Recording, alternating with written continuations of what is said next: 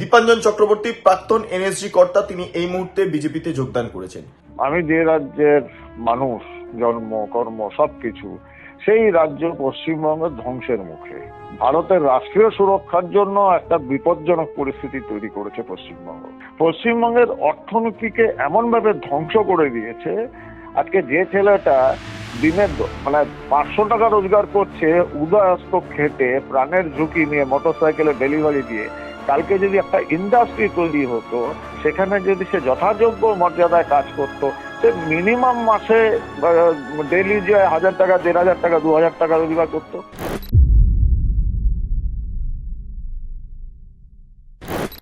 নমস্কার, আপনারা দেখছেন বেঙ্গল লিবার্টি, আমি বিট্টু রায়চৌধুরী। দীপাঞ্জন চক্রবর্তী প্রাক্তন এনএসজি কর্তা, তিনি এই মুহূর্তে বিজেপিতে যোগদান করেছেন। তার বিজেপিতে যোগদানের নেপথ্যের মূল কারণ হচ্ছে তৃণমূল কংগ্রেসের আমলে গোটা সীমান্ত এলাকা সহ রাজ্যের বিভিন্ন জায়গাতে ইসলামিক র্যাডিক্যালিজমের জন্ম হচ্ছে, যেটা হচ্ছে ইসলামিক মৌলবাদ, এবং তার জেরে গোটা পশ্চিমবঙ্গের পাশাপাশি ভারতবর্ষ একটা রিস্ক জোনে পরিণত হচ্ছে, এবং সেক্ষেত্রে দাঁড়িয়ে এই মুহূর্তে সেই জোনকে মুক্ত করতে বিজেপির প্রয়োজনীয়তা রয়েছে, এমনটাই মত প্রকাশ করছেন তিনি। এবং সেই কারণের জন্য এই মুহূর্তে তিনি বিজেপিতে যোগদান করেছেন, এবং তার মূল টার্গেট হলো যে আপাতত সীমান্ত এলাকা যাতে সুরক্ষিত থাকে, এবং বিজেপি বা বিজেপির যারা শীর্ষ কর্তারা রয়েছেন বা কেন্দ্রীয় সরকারি যারা কর্তারা রয়েছেন, তাদেরকে এই সীমান্ত সংক্রান্ত বিস্তারিত তথ্য যাতে তিনি দিতে পারেন, সে বিষয়টাকে বিশেষভাবে নজরে রাখছেন। সেই কারণে তার এই বিজেপিতে আগমন। এক্ষেত্রে দাঁড়িয়ে তার সঙ্গে আমি যোগাযোগ করেছিলাম মুঠোফোনের মাধ্যমে, এবং তিনি কি বললেন বেঙ্গল লিবার্টিকে সরাসরি শুনে নিন।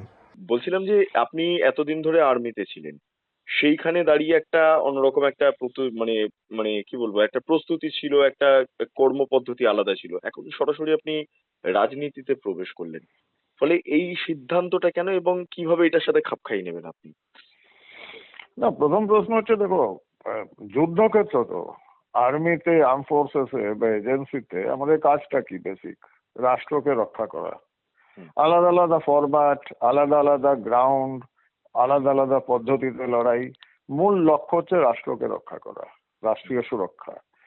এখন রাষ্ট্রীয় সুরক্ষার ওই ময়দানটা বদলে গেছে, কারণ রাষ্ট্র তো রাজ্য নিয়ে।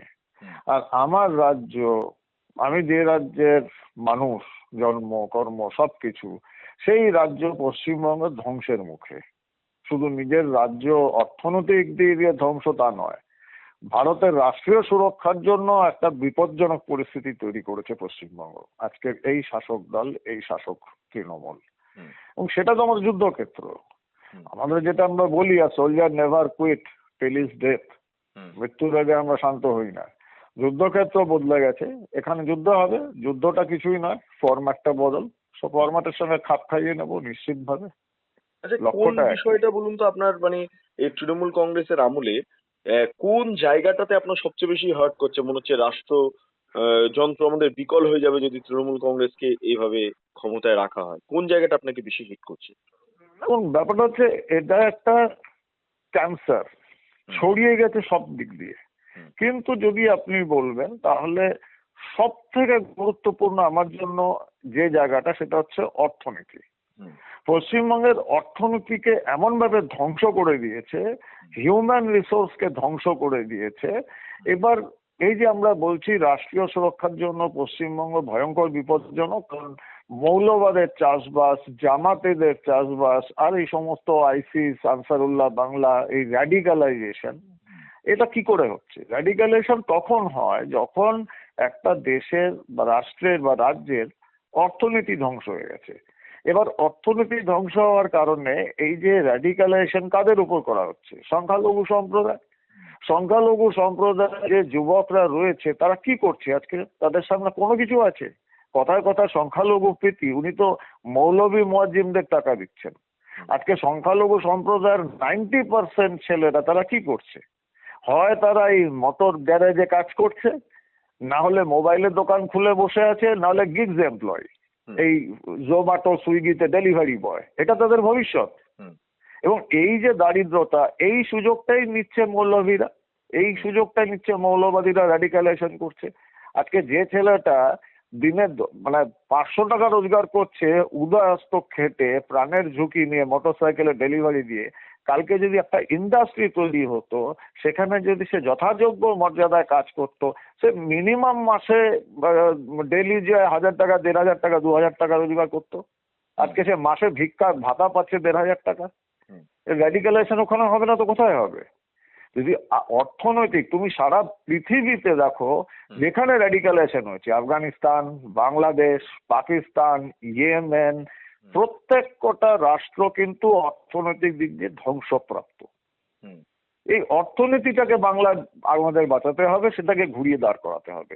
র্যাডিক্যালাইজেশন আপনা আপ ওগুলো সব কমে যাবে, আপনা আপ ডিরেলিগেলেশন প্রসেস শুরু হয়ে যাবে। আচ্ছা, এক্ষেত্রে আমার মনে হয় অর্থনীতি সব থেকে বড় ইম্পর্টেন্ট ব্যাপার। এক্ষেত্রে একটা বিষয়, মানে আমি খুব চাক্ষুষ করলাম, বাংলাদেশ যে নির্বাচন হলো সেখানে দেখলাম পশ্চিমবঙ্গ লাগোয়া যে বাংলাদেশ জেলা রয়েছে, বাংলাদেশের জেলাগুলো, সেখানে জামাতদের উত্থান এবং স্পষ্ট। এক্ষেত্রে দাঁড়িয়ে ইস্টার্ন কমান্ড জোনের ক্ষেত্রে মানে কতটা এটা বিপজ্জনক হতে পারে বলে আপনি মনে করছেন? না, নিঃসন্দেহে চিন্তার ব্যাপার।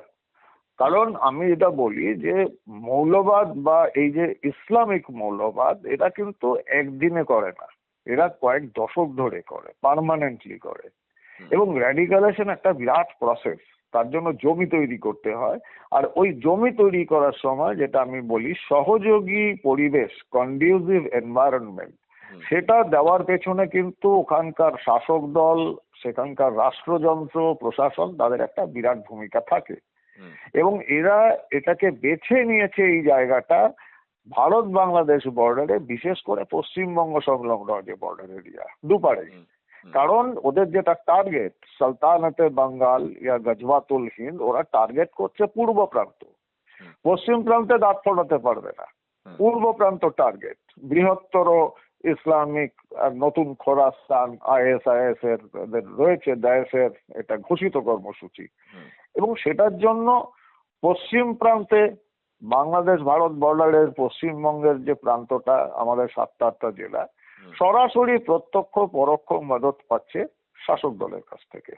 এই জমিটা তৈরি হচ্ছে, সেখানে হুজুরদের আগমন, সেখানে নিয়ন্ত্রণ, ছোট ছোট মিটিং করে র্যাডিক্যালাইজেশন প্রসেস, এটা কয়েক দশক ধরে হচ্ছে। লাস্ট বাম আমলেও শুরু হয়েছিল, লাস্ট 15 বছরে লাগাম ছাড়া জায়গা। এবং ফেজ ওয়াইজ ওরা একটা ফেজের পর সেকেন্ড ফেজ, সেকেন্ড ফেজের পর থার্ড ফেজ, থার্ড ফেজে আমরা দেখতে পাচ্ছি এই ওয়াকবিল আন্দোলন, বেলডাঙ্গা, শামসেরগঞ্জ, ধুলিয়ান, এগুলো ল্যাবরেটরি টেস্ট।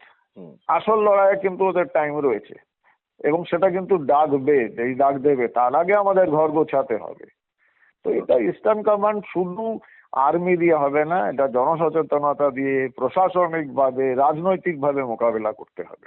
বেশ, আমার শেষ প্রশ্ন, যে বিজেপিতে আপনি এসছেন, তো লড়াইটা এবার কি করে করবেন, মানে কি কোনো ব্লুপ্রিন্ট তৈরি করেছেন? না দেখুন, বিজেপি ভারতবর্ষের পৃথিবীর সব থেকে বৃহত্তম রাজনৈতিক দল এবং ডিসিপ্লিন ফোর্স। আমার রাজনৈতিক অভিজ্ঞতা যাই থাকুক, রাজনৈতিক দলে কাজ করার অভিজ্ঞতা 24 ঘন্টা। আমি এখন ওই জায়গায় আসিনি বা বলতে পারি না ব্লুপ্রিন্টের ব্যাপারে। আমাদের বহু রাজনৈতিক ভাবে সুদক্ষ অভিজ্ঞ লোকজন রয়েছে, নেতারা রয়েছে, তারা আমাকে, যে আমি একজন সৈনিক, সেনাপতিরা যে অর্ডার দেবে আমি 100% সেটা ফলো করব, ইমপ্লিমেন্ট করব, এক্সিকিউট করব। মানে আপনি ভারতের তো সৈনিক ছিলেন, এনএসজি কমান্ডার, এবং সেক্ষেত্রে দাঁড়িয়ে আজকে আপনি মানে রাজনৈতিক ভাবেও সৈনিক বলা যেতে পারে। অবভিয়াসলি সৈনিকের তো রাস্তা বদল হয় না, যুদ্ধক্ষেত্র বদল হয়, যুদ্ধটা সেম হয়, সে সৈনিক বদল হয় না, সৈনিক একই থাকে। এটা কি গেরিলা পদ্ধতিতে যুদ্ধ হবে টিএমসির সঙ্গে? কি করে আশা করছেন? আমি সমাজ মাধ্যমে ইন্টারভিউতে বলবো যদি গেরিলা পদ্ধতিতেই হয়, দেখতেই পাবেন, প্রকাশ্যে আসবে। একদম, অবশ্যই অপেক্ষায় থাকবো। অসংখ্য ধন্যবাদ আপনাকে, থ্যাংক ইউ ভেরি মাচ। অনেক ধন্যবাদ, থ্যাংক ইউ। আপনারা শুনলেন দীপাঞ্জন চক্রবর্তীর বক্তব্য। আমরা একটাই বিষয় উত্থাপন করব, আমরা বারবার যেটা বলছি, গ্রেটার বাংলাদেশ অত্যন্ত গুরুত্বপূর্ণ ভূমিকা পালন করছে এই মুহূর্তে পশ্চিমবঙ্গে ইসলামিক র্যাডিক্যালিজমের ক্ষেত্রে। এই অবস্থায় দাঁড়িয়ে তোষণ রাজনীতি কোথাও গিয়ে দাঁড়িয়ে পশ্চিমবঙ্গের আভ্যন্তরীণ পরিস্থিতিকে সংকটের মধ্যে ফেলে দিচ্ছে এবং যার জেরে ভুক্তভোগী হচ্ছে গোটা ভারত।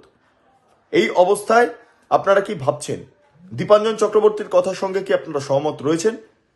আপনাদের মতামত অবশ্যই কমেন্ট সেকশনে জানান। আপনারা এতক্ষণ ধরে দেখছিলেন বেঙ্গল লিবার্টি। চ্যানেলটি অবশ্যই ভালো লাগলে লাইক করুন, সাবস্ক্রাইব করুন, শেয়ার করুন, বেল আইকন ক্লিক করুন, www.bengalliberty.com, সেখানে ক্লিক করুন। সমস্ত খবর আপনাদের জন্য সাজানো রয়েছে। স্বাধীন, কাঁচিন এবং গেরিলা সাংবাদিকতার পাশে দাঁড়ান। অসংখ্য ধন্যবাদ।